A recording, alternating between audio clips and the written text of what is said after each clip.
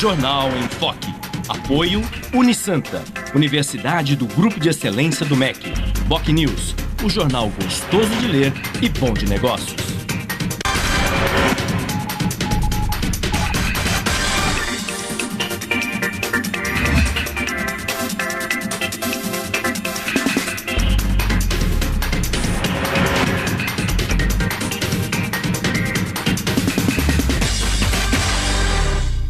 Olá, bom dia. Começa agora pela Santa Cecília TV uma nova edição do Jornal em Foque. E nesta sexta-feira, 17 de outubro, nós estamos ao vivo e recebendo com muito prazer dois médicos. O mastologista Vicente Tarricone Júnior e o ginecologista obstetra Condesmar Marcondes de Oliveira.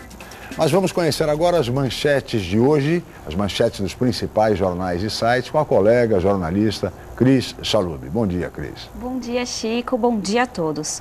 Folha de São Paulo. Delator diz ter pago propina a ex-presidente do PSDB. O Estado de São Paulo. Dilma e Aécio elevam tom de acusações. Petista passa mal. A Tribuna. Debate entre candidatos vira troca de insultos. Boc News. Santos terá mais 2 centros de referência de assistência social. Santa Portal.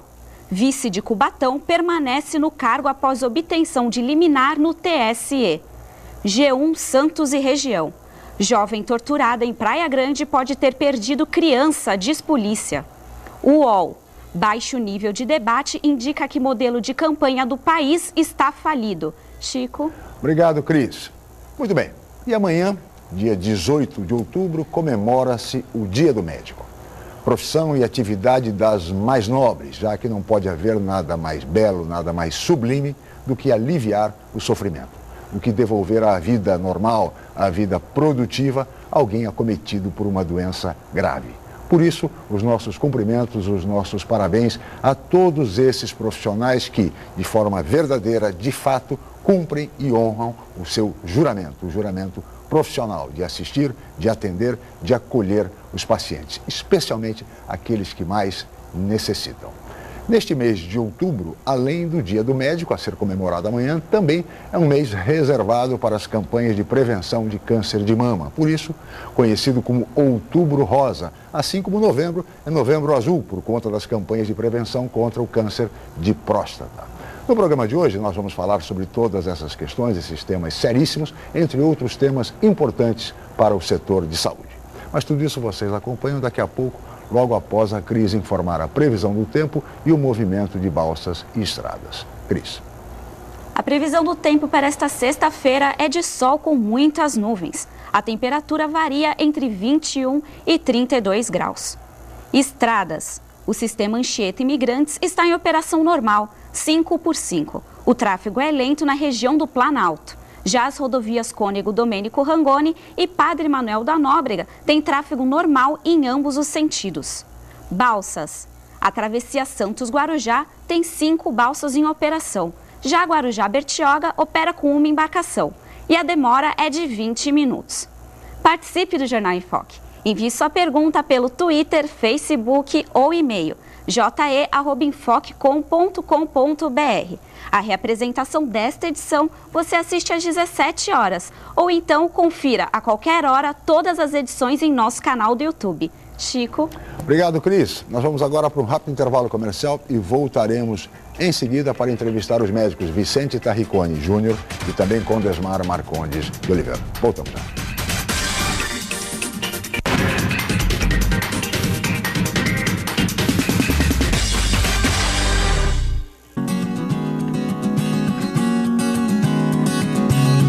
Imagine como é bom aprender brincando.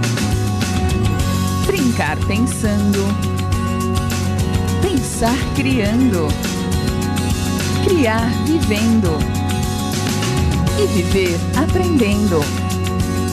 Colégio Santa Cecília, há mais de meio século, formando e educando gerações. Em novo formato, o site bocnews.com está mais interativo, dinâmico, com conteúdo ampliado e canal próprio de TV na internet. São mais notícias com credibilidade para curtir e compartilhar, em qualquer hora e lugar, seja pelo computador, tablet ou celular. Inclua o BocNews.com na lista dos seus favoritos e tenha ao seu lado a informação indispensável para o dia a dia. Jornal BocNews e BocNews.com. Experiência e inovação para bem informar. Alô, amigos. Estou aqui para divulgar o curso de auxiliar de veterinária da Clínica Filete. As matrículas já estão abertas. Aulas terças e quintas à noite. Totalmente apostilado. Salas climatizadas. Venha fazer parte desse grupo. Matrículas a partir dos 14 anos. Venha conosco.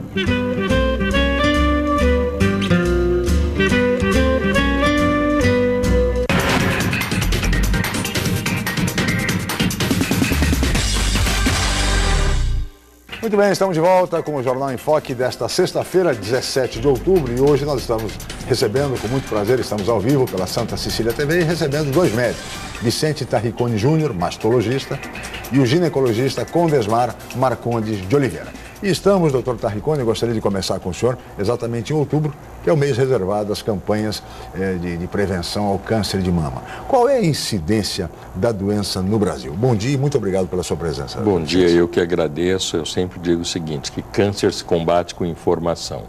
E é isso que a gente está fazendo aqui. Muito bem.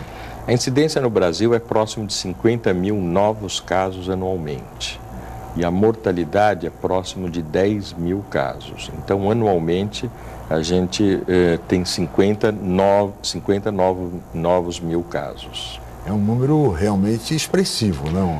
Ele é um número expressivo e à medida que o país desenvolve mais, que a gente vai tendo um modo de vida ocidental maior, essa incidência vai aumentando. Nos países desenvolvidos, Suécia, Estados Unidos, tem a proporção de 90, 80 mulheres a cada 100 mil mulheres. O Brasil está próximo de 60, 70 mulheres a cada 100 mil. Isso daí é uma característica de modo de vida ocidental. Seria o tipo de câncer que mais afeta as mulheres? Sim, eliminando a pele, que é no Brasil... Câncer de pele? De pele é a maior incidência. A gente tem próximo de 500 mil novos casos de câncer por ano no Brasil. A grande maioria deles é pele, tanto em homem como mulher. Depois da pele, vem o câncer de mama na mulher e depois o câncer de intestino. No homem, é câncer de pele, também de próstata, com incidência semelhante ao câncer de mama e depois pulmão. Então, de fato... como disse o Dr. Tarricone, informação é fundamental, daí a importância de campanhas como essa do Outubro Rosa de prevenção ao câncer de mama. Agora, doutor Condesmar, e com relação, por exemplo, ao câncer de colo de útero?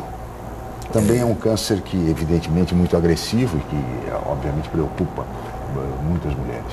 Chico, bom dia a você, bom dia a teus espectadores.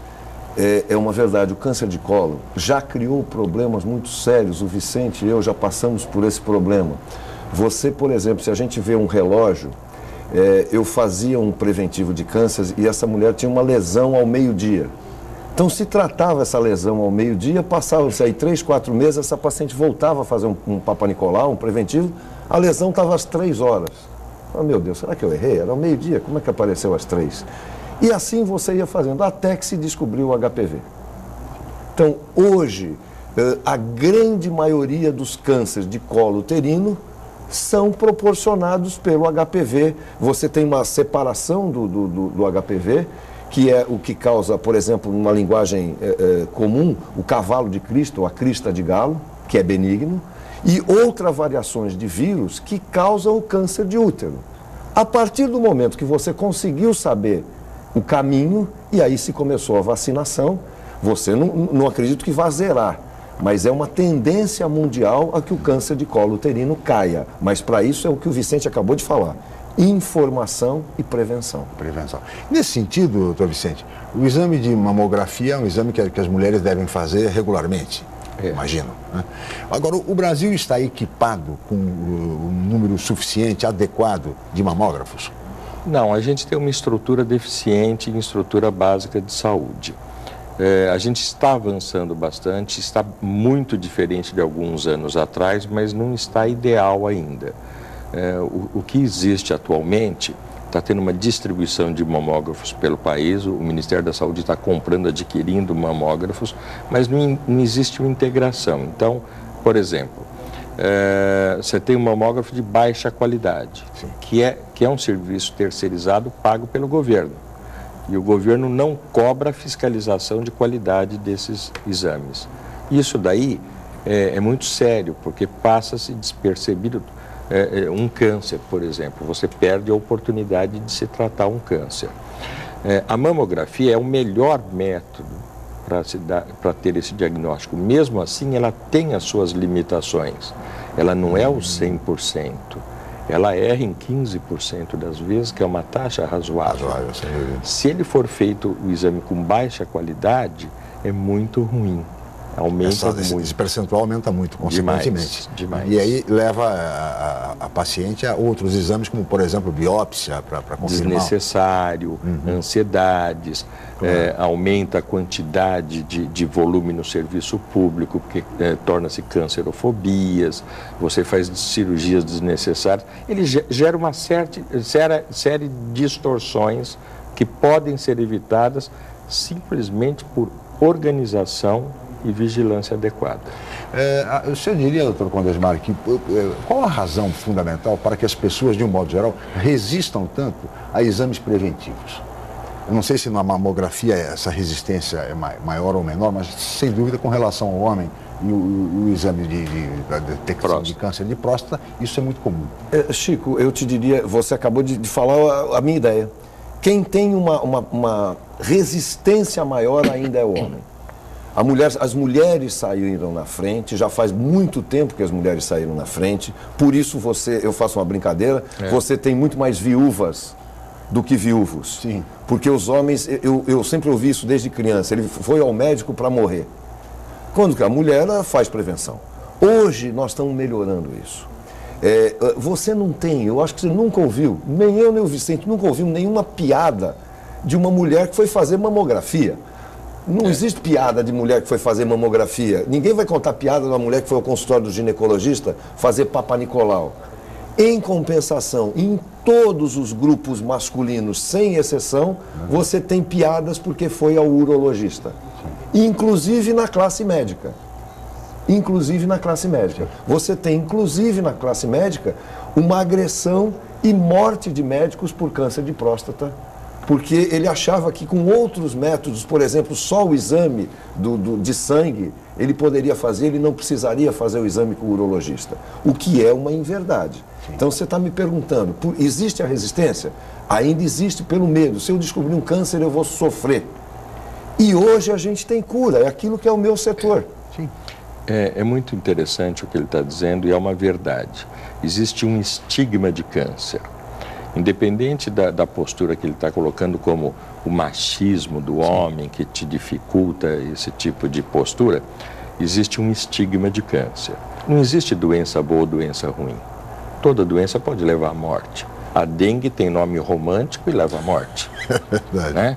Então, o estigma do câncer é muito grande. E toda vez, então existe uma negação dos pacientes. Eu não tenho nada, isso daí é bobagem. Na mama, falei, tem um nódulo. Não vai acontecer comigo, né? Não vai acontecer comigo, eu sempre fui certo, cuidei dos meus filhos, do meu marido, por que queria ocorrer comigo?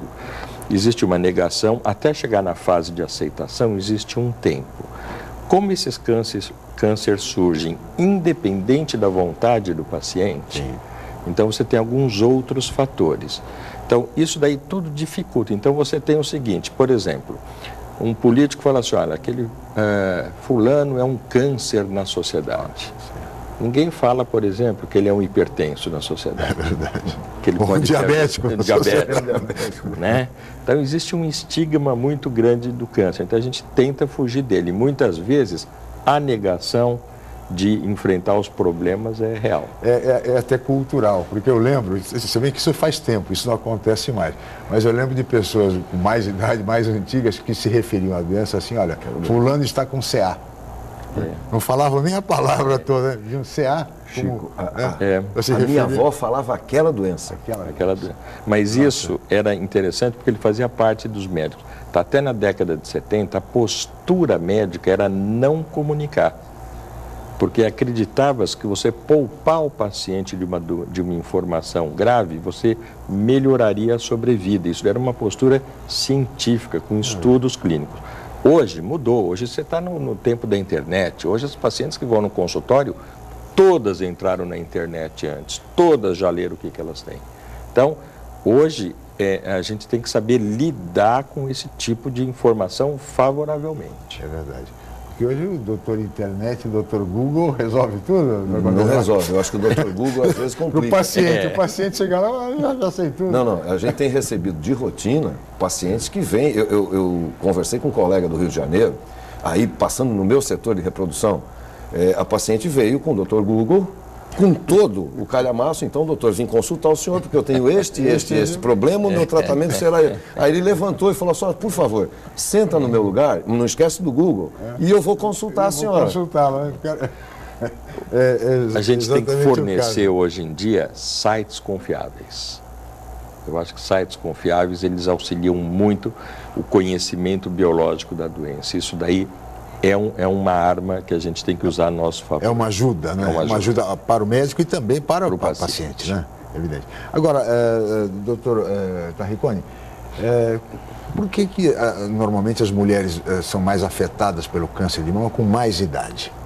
Ou isso não é uma realidade. Verdadeiro? O pico é próximo de 65 anos, 66 anos, a incidência maior. Abaixo de 50 anos é uns 15%, abaixo de 30 anos é de 3% a 4%. Então é excepcional. O câncer de mama, ele sempre existiu. Há 5.000 anos antes de Cristo é diagnosticado o câncer de mama. Só que não dava tempo da mulher ter o câncer de mama porque ela morreu de outras coisas.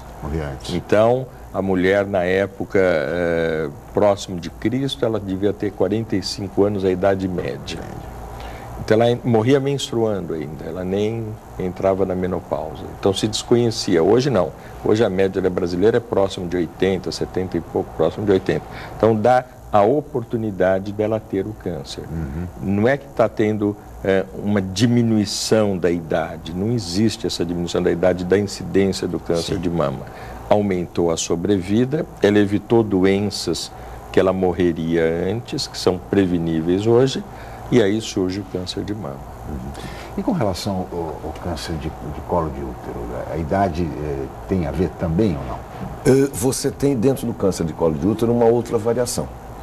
Porque essa mulher, por exemplo, durante a vida, nós já passamos por todas as fases. Hoje quando você caiu no HPV, o HPV te levou uma grande linhagem, te levou uma grande diagnóstico do câncer de colo uterino. Então, só repetindo para que fique firme a posição que a gente está colocando.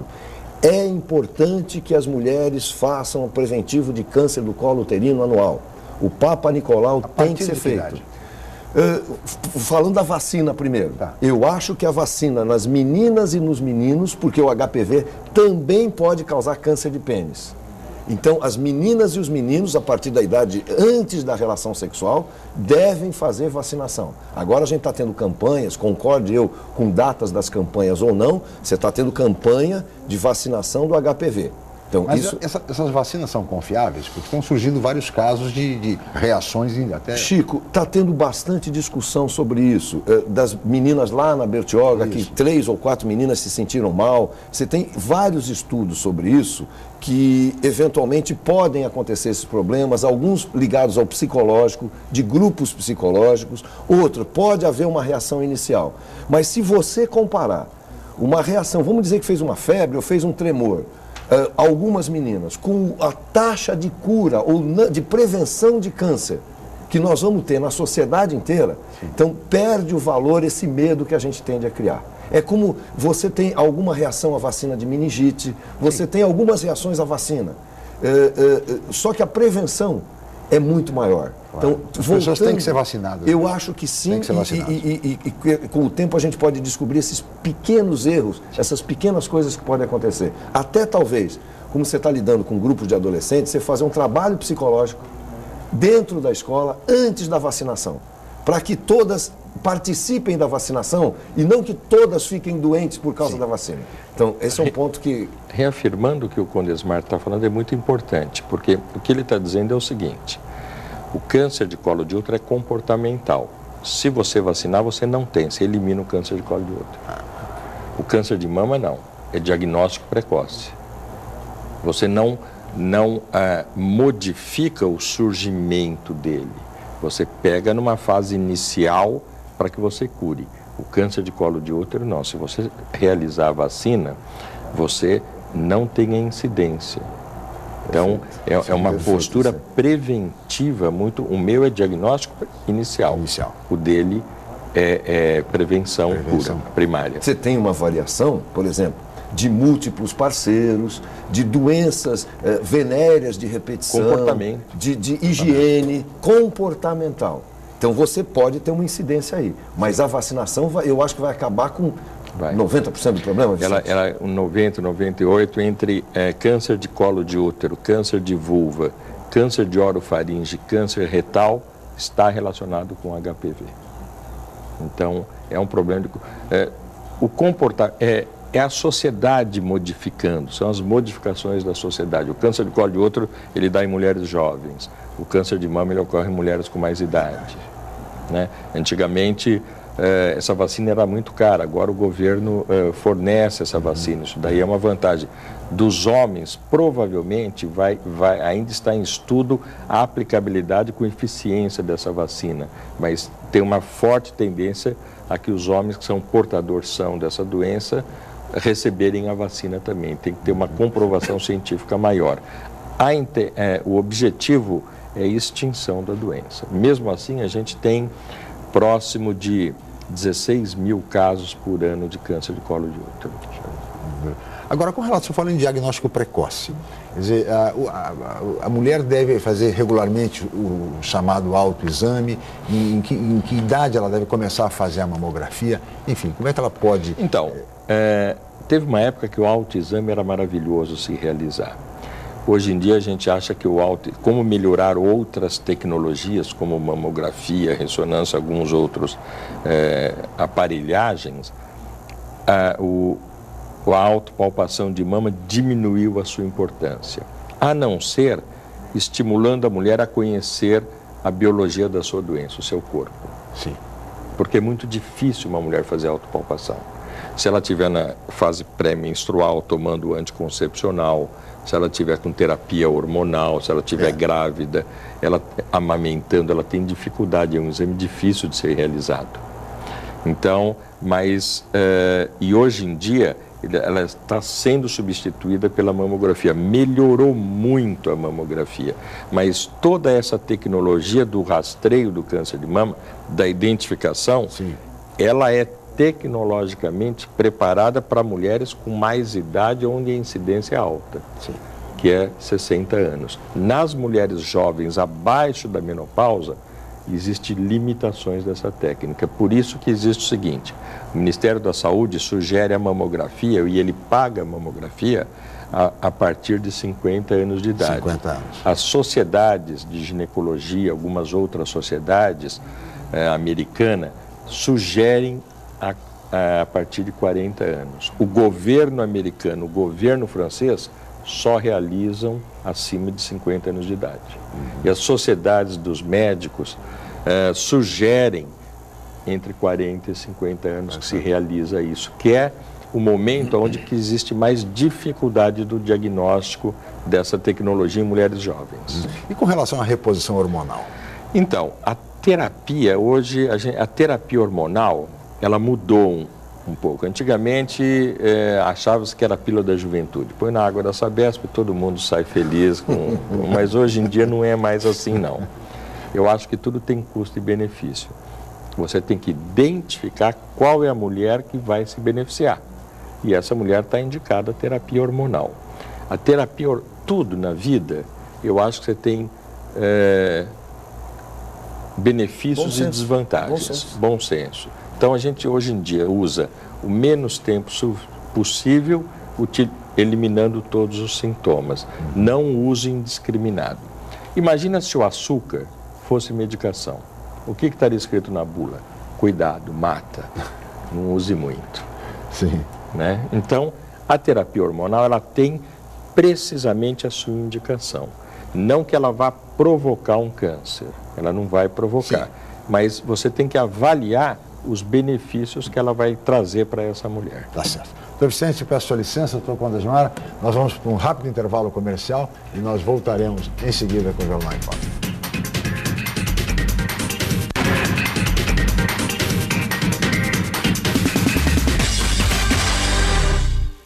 Academia Unisanta.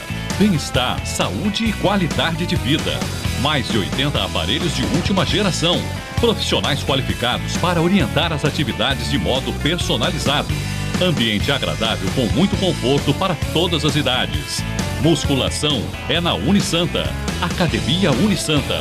Dê uma força para a sua saúde. Informações 3202-7126.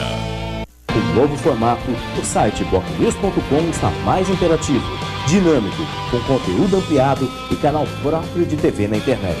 São mais notícias com credibilidade para curtir e compartilhar, em qualquer hora e lugar, seja pelo computador, tablet ou celular. Inclua o BocNews.com na lista dos seus favoritos e tenha ao seu lado a informação indispensável para o dia a dia. Jornal BocNews e BocNews.com. Experiência e inovação para bem informar. Neste domingo, à meia-noite, começa o horário de verão. Adiante seu relógio em 1 hora.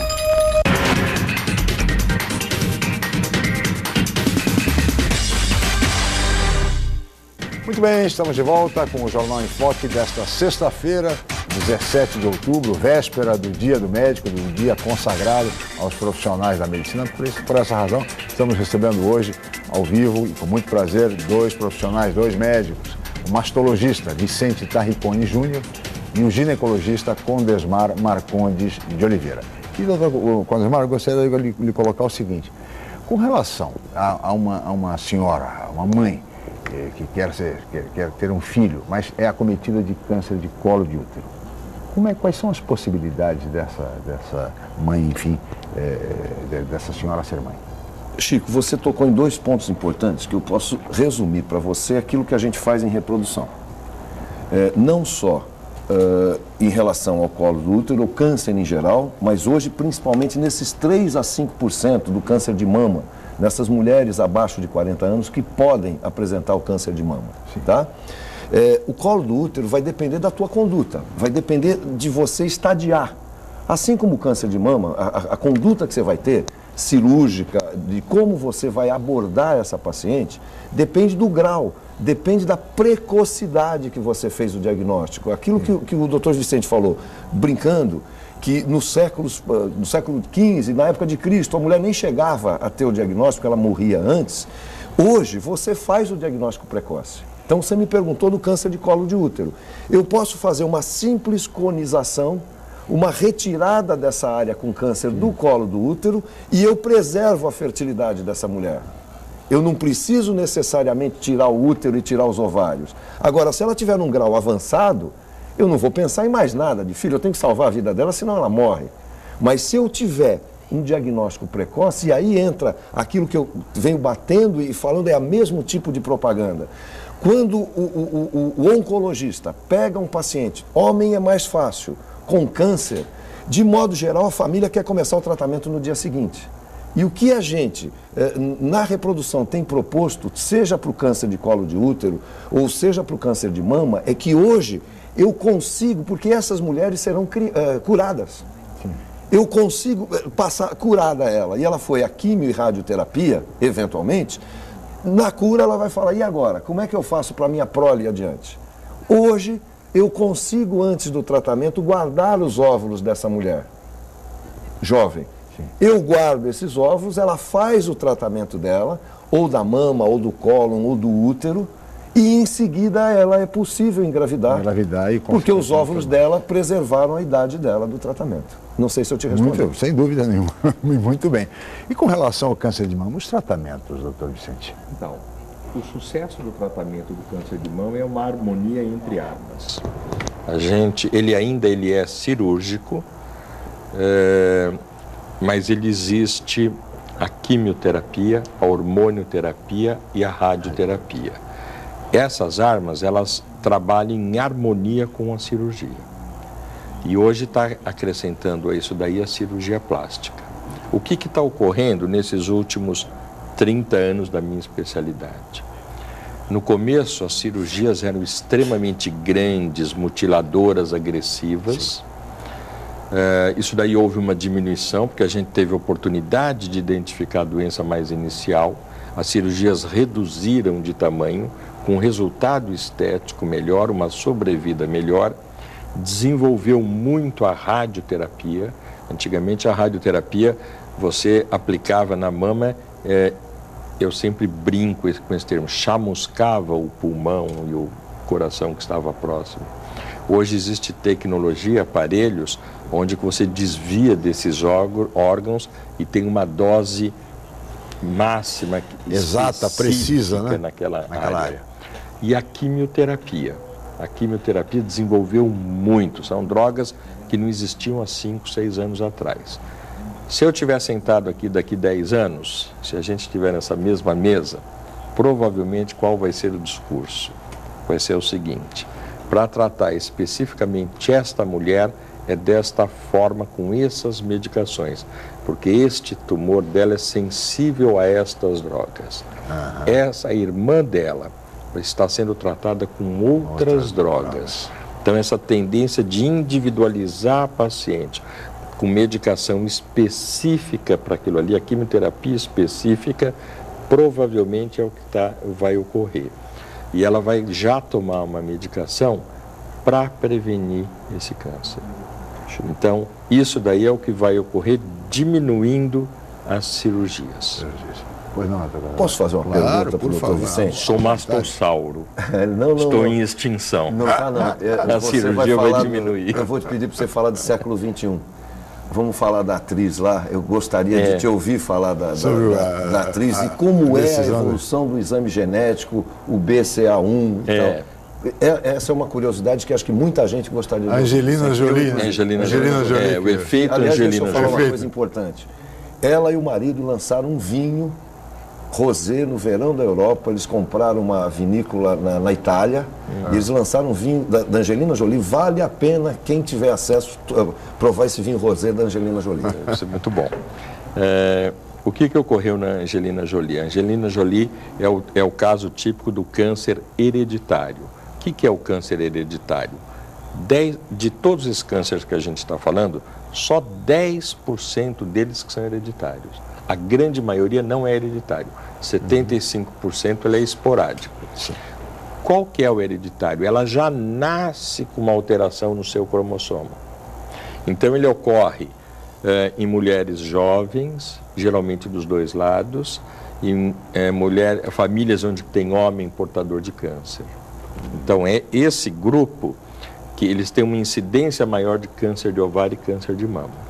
Então, a mãe da Angelina Jolie, ela teve um câncer de ovário, que faleceu sobre o câncer de ovário, a tia com câncer de mama. Então, são pacientes jovens. Ela faz um exame, hoje em dia esse exame ele é feito em sangue periférico, e ele ainda é caro, mesmo nos Estados Unidos ele ainda é caro. A briga da Angelina Jolie foi divulgar isso daí para diminuir esse custo. E você identificando este grupo de risco, você atua de outra forma preventivamente. Então ela fez uma cirurgia preventiva, porque ela tinha doença. Não adianta chegar e falar assim, olha, eu vou tirar as 2 mamas para não ter câncer de mama. Não funciona. Ela diminuiu o risco dela, mas ela existe ainda. E o próximo passo dela vai ter que ser retirar os 2 ovários. Sim. Porque o câncer de ovário existe. Na verdade, Condesmar, o que existe? Se você seguir todas as sociedades, acorda de manhã, escova os dentes meia hora, mastiga 15 vezes cada colherada, você vai no seu proctologista, você vai ficar o dia inteiro. Então, o que eu acho que vai ocorrer? Você vai escolher do que você quer morrer. Você acaba virando um escravo da saúde, né? Isso. A saúde escraviza também, se a pessoa for levar até... O que você vai ter? Se você tiver a incidência grande, por exemplo, a minha família tem uma incidência grande de doença do coração. Eu sei que eu tenho uma grande chance geneticamente de estar vinculado a isso. Claro. Se eu fizer o rastreio adequado do coração, eu provavelmente não vou morrer do coração, mas eu vou morrer de doença oncológica. Então, o que a gente vai, como é que vai funcionar o rastreio? Não vai ter que ser indiscriminado, não. A gente vai identificar o grupo de risco daquela doença e atuar preventivamente nesse grupo de risco. Perfeito, perfeito. A pergunta foi essa.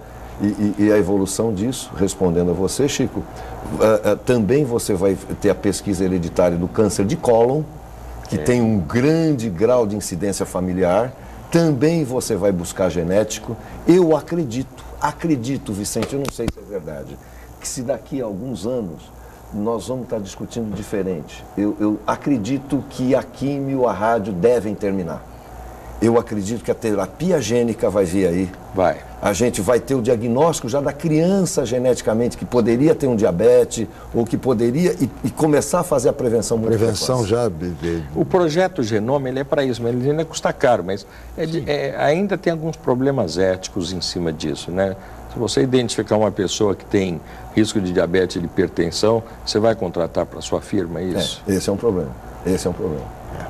Então ainda a gente já tem algumas coisas ainda que ainda tem que ser melhores elaboradas. Agora, doutor Vicente, quando é que a mastectomia ela é sugerida?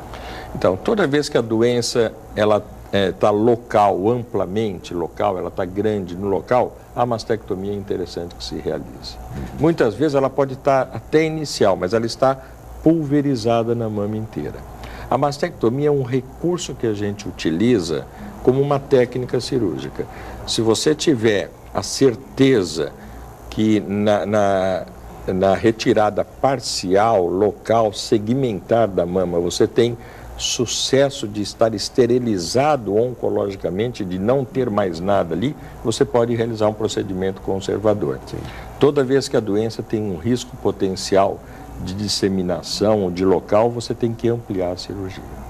É mais ou menos. Sim, e depois com a plástica, quer dizer, há uma recuperação. A oncoplástica mudou, porque antigamente a gente achava que a plástica reconstrutora influía na evolução da doença. Hoje a gente sabe que não evolui. Então hoje é lançado a plástica como um recurso muito bom, uma arma boa. São avanços, conquistas da medicina, né?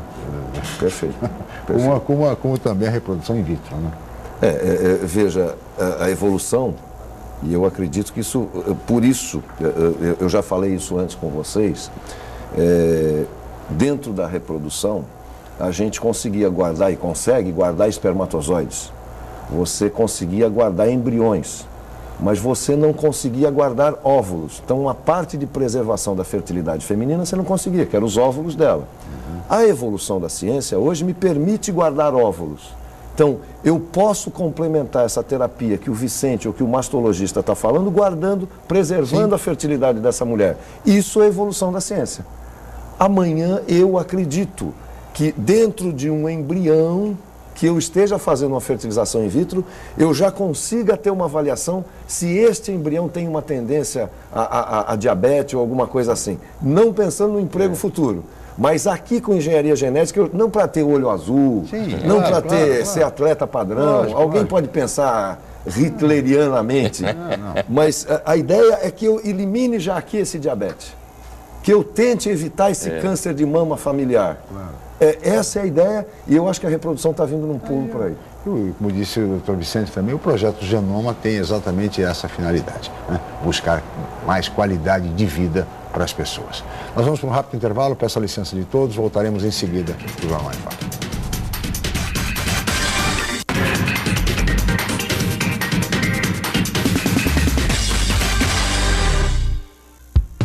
Excelência é estar entre as melhores universidades do país. É ter um preço justo, programas de financiamento e bolsas de estudo. Excelência é ter laboratórios dentre os melhores do Brasil, segundo o MEC. É prestar cerca de 2 milhões de atendimentos anuais gratuitos. Unisanta, Universidade do Grupo de Excelência, entre as 9% melhores do Brasil. Vestibular Universidade Santa Cecília. Inscreva-se já! O novo formato do site bocnews.com está mais interativo, dinâmico, com conteúdo ampliado e canal próprio de TV na internet. São mais notícias com credibilidade para curtir e compartilhar, em qualquer hora e lugar, seja pelo computador, tablet ou celular. Inclua o BocNews.com na lista dos seus favoritos e tenha ao seu lado a informação indispensável para o dia a dia. Jornal BocNews e BocNews.com. Experiência e inovação para bem informar. Compare. Enquanto Dilma criou mais médicos, que já beneficia 50 milhões de brasileiros nas periferias e nos pequenos municípios do país, Aécio prometeu entregar 8 hospitais regionais em Minas e não cumpriu. Na dúvida em quem votar, é melhor comparar.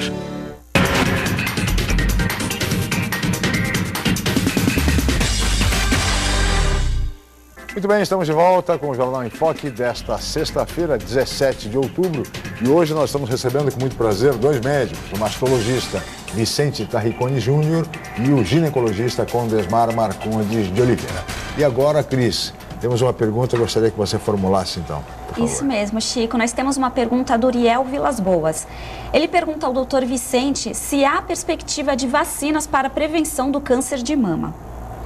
Então, no momento, ainda não existe aplicabilidade disso. Existem estudos que estão sendo realizados, mas é muito precoce. Eu acredito que nos próximos 15, 20 anos ainda não vai surgir. É diferente do câncer de colo de útero, que ele surge, foi causado por um vírus. Sim. Então, é um câncer ligado a uma infecção, a um vírus. Esse sim tem a vacina.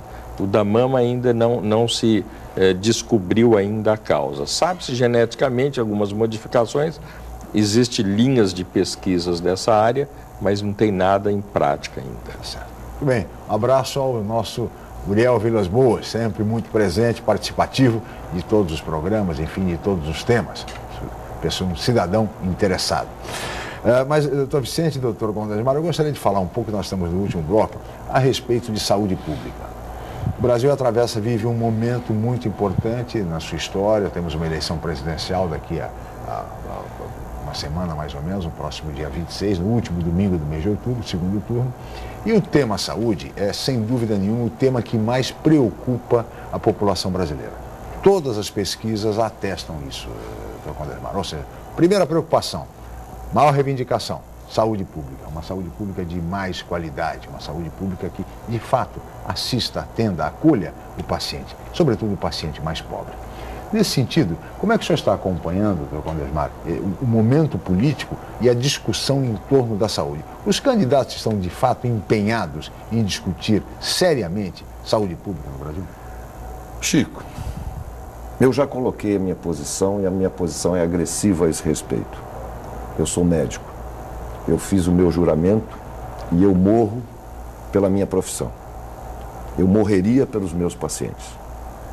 Não é verdade em relação à saúde pública, aos nossos dirigentes, independente de quem sejam.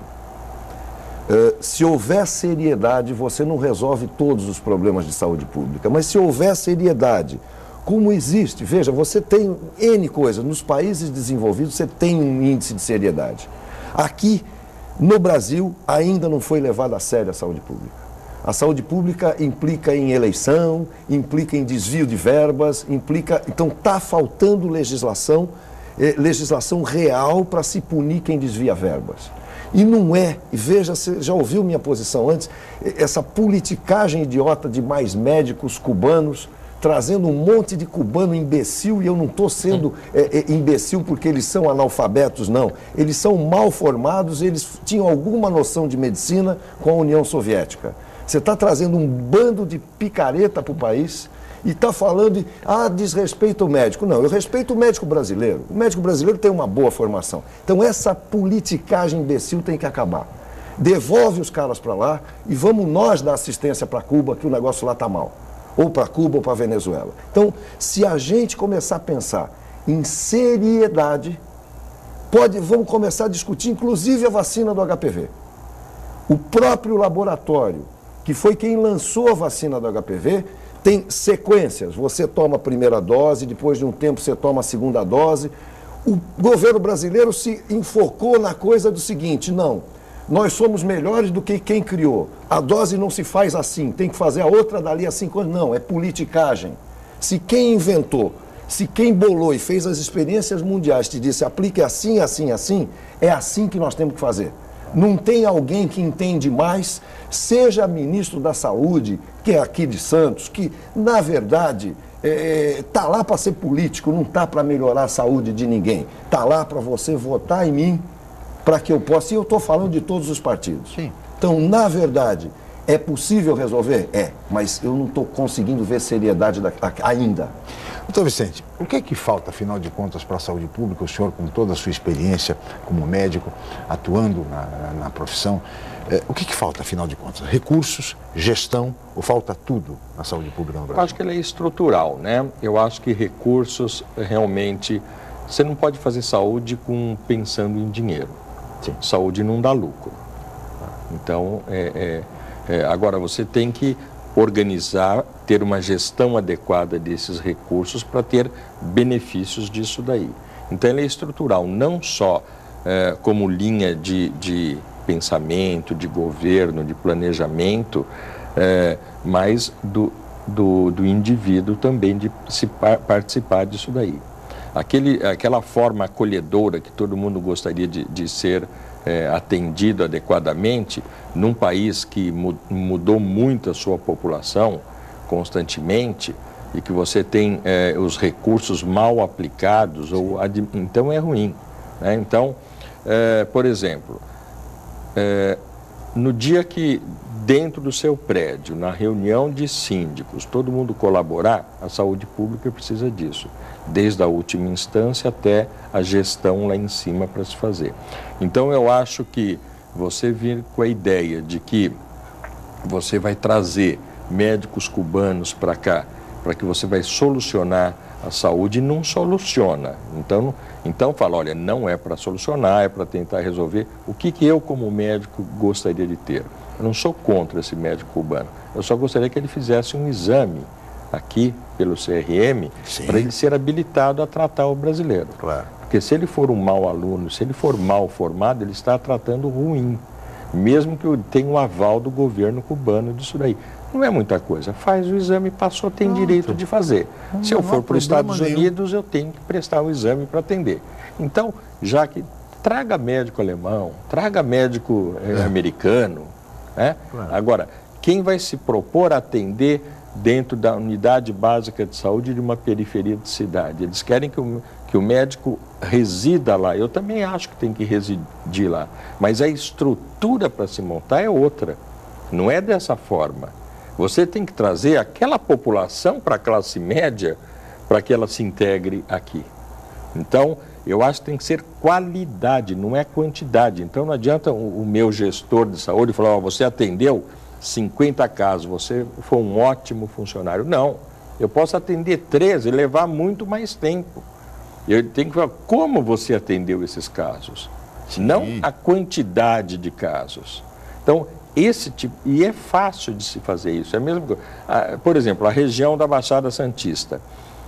Qual a dificuldade de você fazer a metropolização de saúde? Você tem um hospital público, já é gerado pelo governo, você tem alguns hospitais filantrópicos na cidade de Santos, tem outros em São Vicente, você tem um na Praia Grande. Tem aí um hospital regional, e tem. Então, a integração desses hospitais, não é difícil conversar a mesma língua. Sim.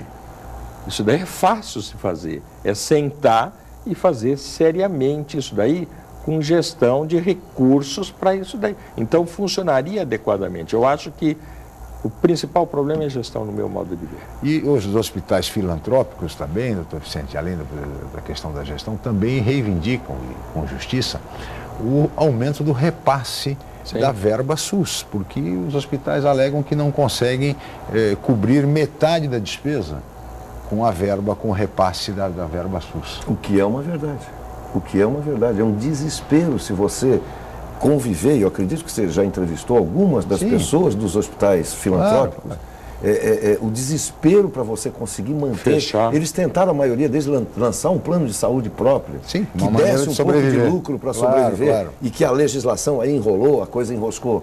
Então, veja, eu acho que é a gestão, como o Vicente falou, mas eu não vi, terminando a sua pergunta, nos dois candidatos, nesse momento está uma agressão para tudo quanto é lado.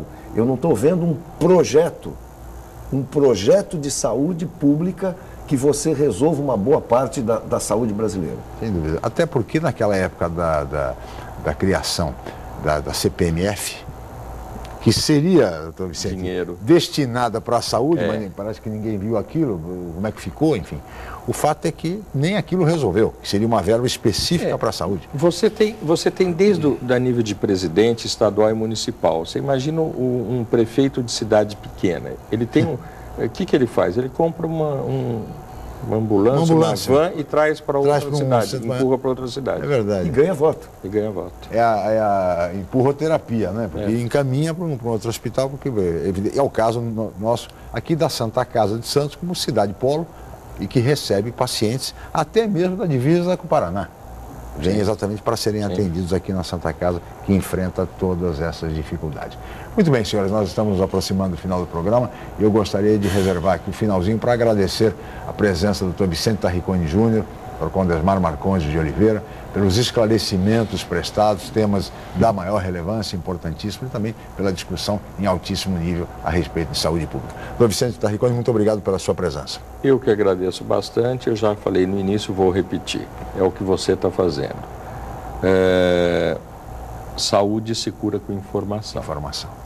É verdade. Muito obrigado pela Eu que agradeço os esclarecimentos do Dr. Vicente Tarriconi Júnior, mastologista, neste outubro rosa de prevenção ao câncer de mama. Muito obrigado, doutor Condesmar, mais uma vez pela sua presença aqui no programa. Obrigado a você que nos ouviu, e é isso aí, é prevenção no Outubro Rosa, é prevenção no Novembro Azul. Isso, e com também. isso nós vamos conseguir manter as pessoas informadas. Obrigado a todos vocês. É isso mesmo. Olha, eu queria agradecer a ambos os nossos convidados pela presença, parabenizá-los, cumprimentá-los pelo Dia do Médico a ser comemorado amanhã, porque são certamente profissionais que honram e cumprem seriamente o juramento firmado quando se formaram. Muito obrigado ao doutor Vicente Tarriconi Júnior, muito obrigado ao doutor Condesmar Marcondes de Oliveira Júnior, também obrigado a Cris Chalub pela participação e a toda a equipe, assim principalmente a você, telespectador, pela atenção e pela audiência. Nós estaremos de volta na segunda-feira em mais uma edição do Jornal em Foque. Tenham todos um ótimo final de semana e até segunda-feira.